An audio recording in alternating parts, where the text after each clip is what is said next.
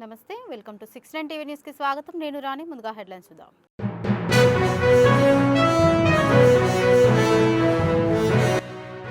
YCP పార్టీలో చేరిన senior Congress నేత శైలజానాథ్. వైసీపీ పార్టీ కండువ కప్పి పార్టీలోకి శైలజానాథ్ను ఆహ్వానించిన ఏపీ మాజీ సీఎం జగన్.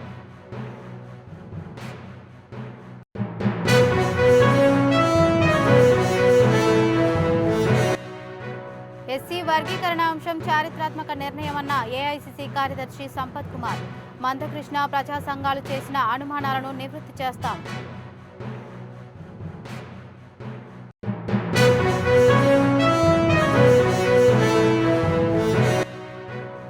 సంవత్సరాల నుండి పాల బూతును జీహెచ్ఎంసీ అధికారులు తొలగించడంతో జీహెచ్ఎంసీ వాహనాల ముందు బైఠాయించింది.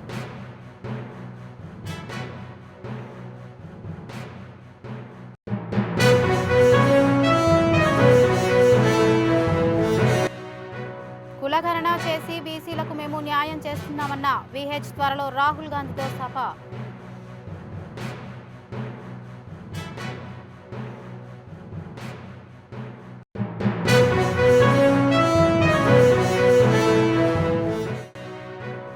విశాఖలో అన్నా క్యాంటీన్ వద్ద భోజనం చేసిన జబర్దస్త్ కమెడియన్ నటుడు ముక్కు అవినాష్, దర్శకుడు అమ్మ రాజశేఖర్.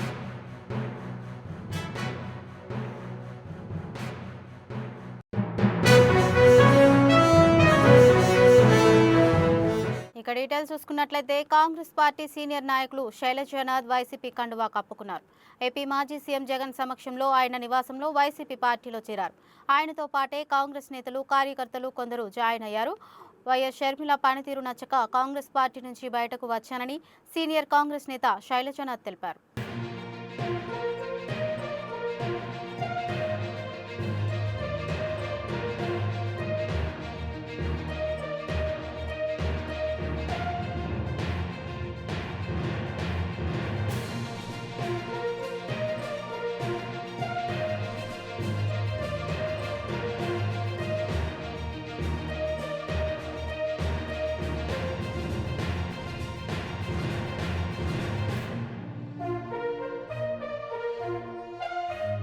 గాంధీభవన్ ఏర్పాటు చేసిన విలేకరుల సమావేశం ఏఐసీసీ కార్యదర్శి సంపత్ కుమార్ పాల్గొని మాట్లాడారు.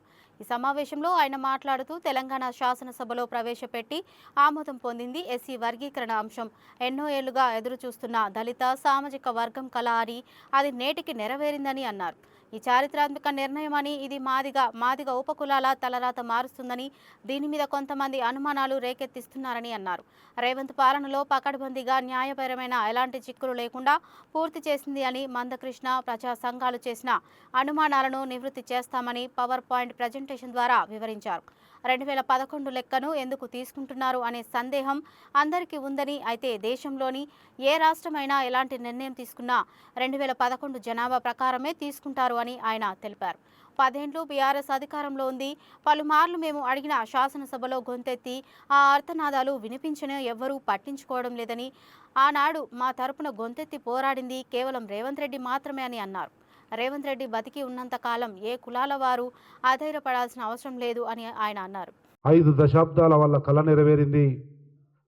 5 తరాల వరకు కూడా మా వర్గాలకు జనాభా దామాషా ప్రకారం రావాల్సిన హక్కులు దక్కుతాయి. కాంగ్రెస్ ప్రభుత్వము రేవంత్ రెడ్డి నాయకత్వంలో తీసుకున్న ఈ చారిత్రాత్మక నిర్ణయం మా తరతరాల తలరాతలను మారుస్తున్నటువంటి నమ్మకం, విశ్వాసం కలిగి పండుగ వాతావరణంలో యావత్ తెలంగాణ రాష్ట్రం ఉన్న సందర్భంలో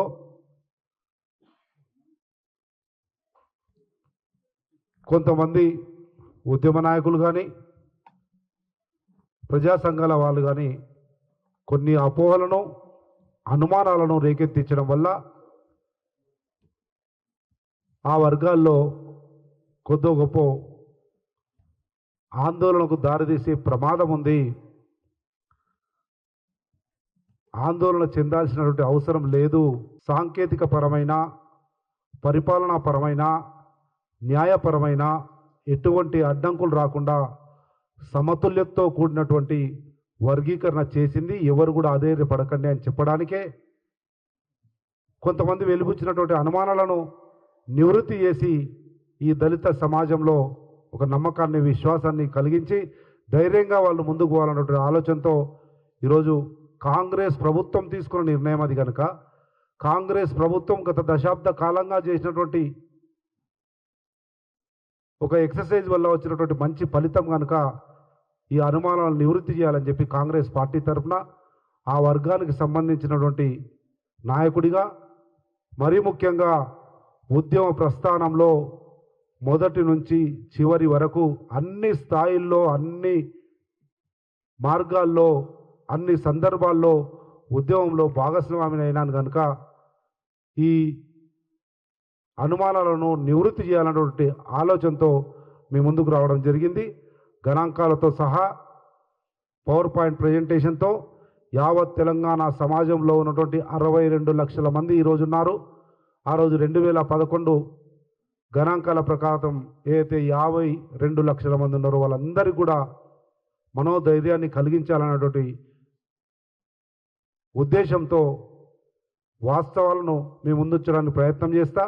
దయచేసి మీరు కూడా ఈ వాస్తవాలను యావత్ తెలంగాణ సమాజంలోని అతిపెద్ద వర్గమైనటువంటి దళిత వర్గానికి మానసిక సంతృప్తినిచ్చేటట్లు గుండె నిబ్బరాన్ని ఇచ్చే విధంగా తీసుకోవాల్సిందిగా విజ్ఞప్తి చేస్తూ ఉన్నా. కొన్ని అనుమానాలను వ్యక్తం చేసినారు. ఎవరైనా కావచ్చు, అన్న ఉద్యమ నాయకుడిగా మందకృష్ణ గారు కావచ్చు. ఉప్పల్ చిలుకానగర్లో అక్రమ నిర్మాణాలను జీహెచ్ఎంసీ అధికారులు తొలగించారు. ఈ నేపథ్యంలో ఒక మహిళ అధికారులపై విరుచుకుపడింది.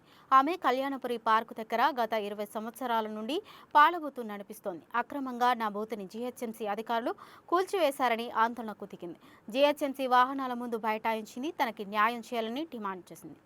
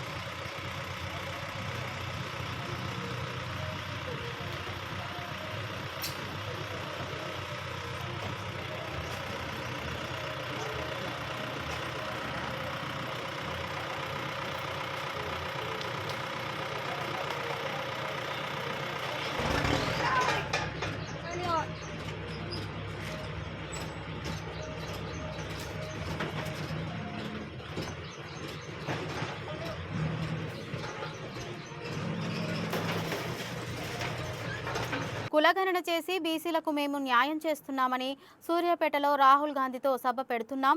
ఎస్సీ రిజర్వేషన్ చేసినందుకు గజ్వేల్లో మల్లికార్జున ఖర్గేతో సభ పెడుతున్నామని సీఎం రేవంత్ రెడ్డి బీసీ పక్షపాతి అని మాజీ ఎంపీ వి హనుమంతరావు అన్నారు.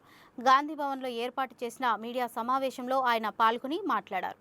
సూర్యాపేట గజ్వేల్ సభకు నా పూర్తి మద్దతు ఉంటుంది అని సీఎం రేవంత్ రెడ్డి కులగణన జరగాలని అసెంబ్లీలో బిల్ పెట్టారు అని విజయభాస్కర్ రెడ్డితో సూర్యాపేటలో సభ పెడితే 2 లక్షల మంది వచ్చారని బీజేపీ మీద పోరాటం చేయాలి అని బీజేపీకి రిజర్వేషన్ ఇవ్వాలా లేదా అని అమిత్ షా అంబేద్కర్ను అవమానించాడని ఆయన గుర్తు చేశాడు. వారికి వచ్చింది అది బీసీలు కావచ్చు, ఎస్సీలు కావచ్చు, అది అట్టడుగున ప్రజానీకానికి న్యాయం జరగాలని పార్లమెంటు లోపల మాట్లాడిండు, పార్లమెంటు బయట మాట్లాడిండు. 90% ఉన్న జనాభాకు అన్యాయం జరుగుతుంది, 10% ఉన్న వాళ్ళకే న్యాయం జరుగుతుందని ఉద్యోగాలలో కానీ పదవులలో కానీ ఆయనకు ఆలోచన వచ్చింది. అదే ఆలోచనను ఇవాళ మరి ముఖ్యమంత్రి రేవంత్ రెడ్డి గారు ఇవాళ కులగణ జరగాలనే ఆలోచనతో అసెంబ్లీలో బిల్లు పెట్టారు. అదేవిధంగా క్యాబినెట్లో నిర్ణయం తీసుకొని కులగణ పూర్తిగా జరిగింది. కొందరికి కొన్ని అపోహలు ఉన్నాయి. దానికి మన ఎవరు ఉత్తమ్ కుమార్ రెడ్డి గారు దానికి జవాబు ఇస్తాడు. ముఖ్యంగా నేను అనేది ఏంటంటే ఆయనకు ఒక మంచి ఆలోచన వచ్చి ఇవాళ సూర్యాపేటలో బీసీ సభ ఏది బీసీల జరిగిన అన్యాయాన్ని మేము న్యాయం చేస్తున్నాం, 42% మేము రిజర్వేషన్ ఇస్తానని కామారెడ్డిలో బీసీ డిక్లరేషన్ చేయడం జరిగింది. ఆ రోజు సిద్ధరామయ్య కూడా వచ్చారు. ఇవాళ నేను అడుగుతున్న మా మిత్రులందరినీ కూడా కోరుతున్న ఏంటంటే, కొందరు పని కట్టుకొని ఇది ఏదో జరగబోదు అనే ఆలోచనలు ఉన్నారు. కానీ రాహుల్ గాంధీ గారి సందేశం కింది దానిక పోయి ప్రభుత్వం ఏ రాష్ట్రంలో కూడా జరగలే, ఈ రాష్ట్రంలో కులగన జరిగింది. దానికి 42% రేపు లోకల్ బాడీలో పంచాయతీలలో రిజర్వేషన్ నేను అమలు చేస్తా అన్నప్పుడు, దాంతోపాటు రాహుల్ గాంధీ గారిని ఏది సూర్యాపేటలో, అదేవిధంగా మందకృష్ణ మాదిగ ఏదైతే మాదిగలకు న్యాయం జరగాలి, ఏబిసిడి జరగాలి అని ఆలోచన చేశారు. దానికి సుప్రీంకోర్టు కూడా ఏది ఒప్పుకున్నది. కానీ దాన్ని కూడా ఇంప్లిమెంట్ చేసి దాన్ని మల్లికార్జున్ ఖర్గే గారు ఏది గజ్వేల్కి రావడానికి ప్రయత్నం చేస్తుండ్రు. అందుకే నా ఉద్దేశంలో ఓబీసీల గురించి ఈ రాష్ట్రంలో కాదు దేశంలోనే నంబర్ 1 నేను ఇవాళ చెప్పుకోక తప్పుతలేదు. ఎందుకంటే ఆనాడు పివి నరసింహారావు గారు ప్రధానమంత్రి ఉండి నేను పిసిసి అధ్యక్షుడిగా దిగినాక పార్లమెంట్లో ఉండి హనుమంతరావు నువ్వు తప్పనిసరిగా బీసీ మీటింగులు పెట్టాలన్నాడు. సూర్యాపేటలో పెట్టిన. కానీ ఆ రోజులలో విజయభాస్కర్ రెడ్డి గారు ముఖ్యమంత్రి. ఆ రోజు మొదలు ఆయన చెక్లం శ్రీనివాసరావు గారు, అదేవిధంగా ఆ మీటింగ్కు BP Maurya, PM Sayeed, deputy speaker Subhash Yadav, deputy CM కూడా రావడం జరిగింది. విశాఖలో అన్నా క్యాంటీన్ వద్ద ఆసక్తికరమైన సంఘటన చోటు చేసుకుంది.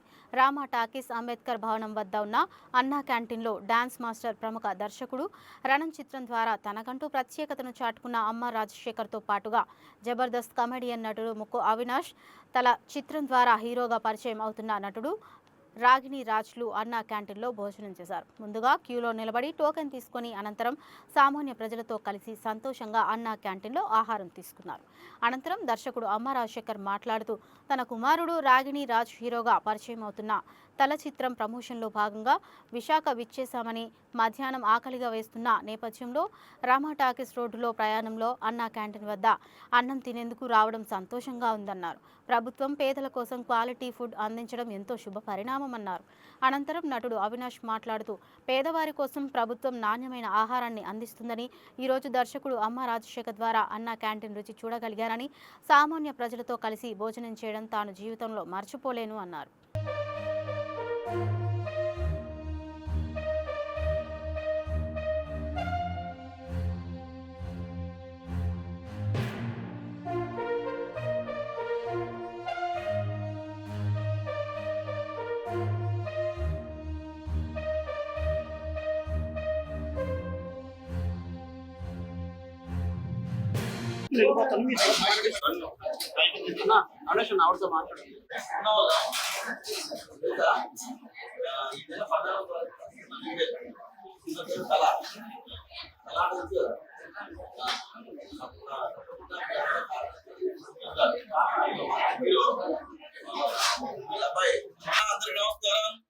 నా పేరు అవినాష్. నా పేరు అమ్మ రాజశేఖర్. మేము ఇక్కడ అన్నా క్యాంటీన్ లో లంచ్ చేద్దాం వచ్చినాం. దీంతో పాటు మా సినిమా రిలీజ్ అవుతుంది. సినిమా పేరు తల. అమ్మ రాజశేఖర్ వాళ్ళ అబ్బాయి యాక్ట్ చేశాడు హీరోగా. నేను కమెడీ చేస్తా. ఈ నెల 14వ తారీఖు థియేటర్ రిలీజ్ అవుతుంది. కళ అనే సినిమా తప్పకుండా అందరూ చూడాలండి. ఓకేనా? ఫుడ్ ఎలా ఉంది? నేను ఇప్పుడు చాలా బాగుంది. Thank you.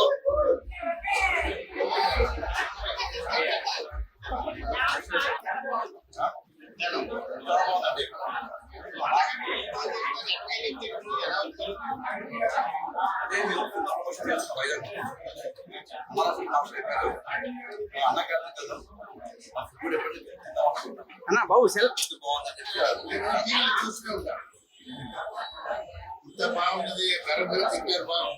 సరే నాకు ఇలాంటి ఇష్టం.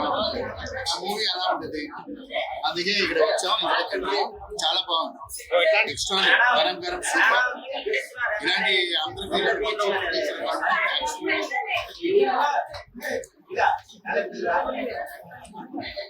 అన్నా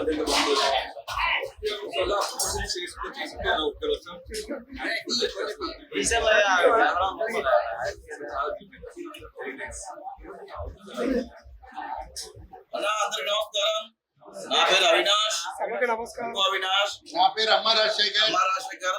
మేము ఇక్కడ అన్నా క్యాంటీన్ లో లంచ్ చేద్దాం వచ్చినాం. దీంతో పాటు మా సినిమా రిలీజ్ అవుతుంది. సినిమా పేరు తల.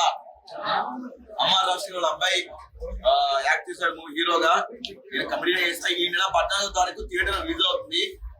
తల అనే సినిమా తప్పకుండా అందరూ చూడాలండి. ఓకేనా? ఇప్పుడు ఎలా ఉంది? నేను ఇప్పుడు చాలా బాగుంది. Thank you.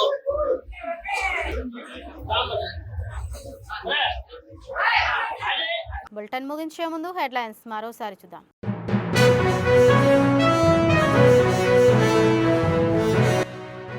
వైసీపీ పార్టీలో చేరిన సీనియర్ కాంగ్రెస్ నేత శైలజానాథ్. వైసీపీ పార్టీ కండువ కప్పి పార్టీలోకి శైలజానాథ్ను ఆహ్వానించిన ఏపీ మాజీ సీఎం జగన్.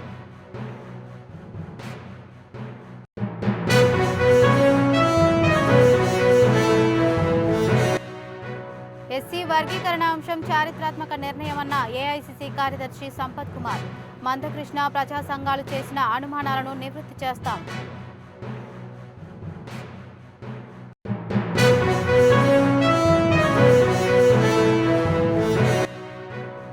సంవత్సరాల నుండి పాల బూతును జీహెచ్ఎంసీ అధికారులు తొలగించడంతో జీహెచ్ఎంసీ వాహనాల ముందు బైఠాయించింది.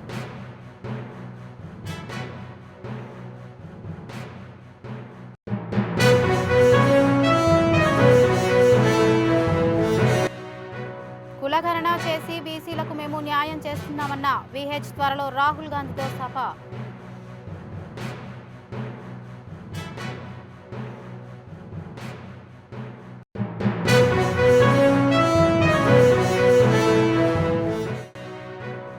విశాఖలో అన్నా క్యాంటీన్ వద్ద భోజనం చేసిన జబర్దస్త్ కమెడియన్ నటుడు ముక్కు అవినాష్, దర్శకుడు అమ్మ రాజశేఖర్.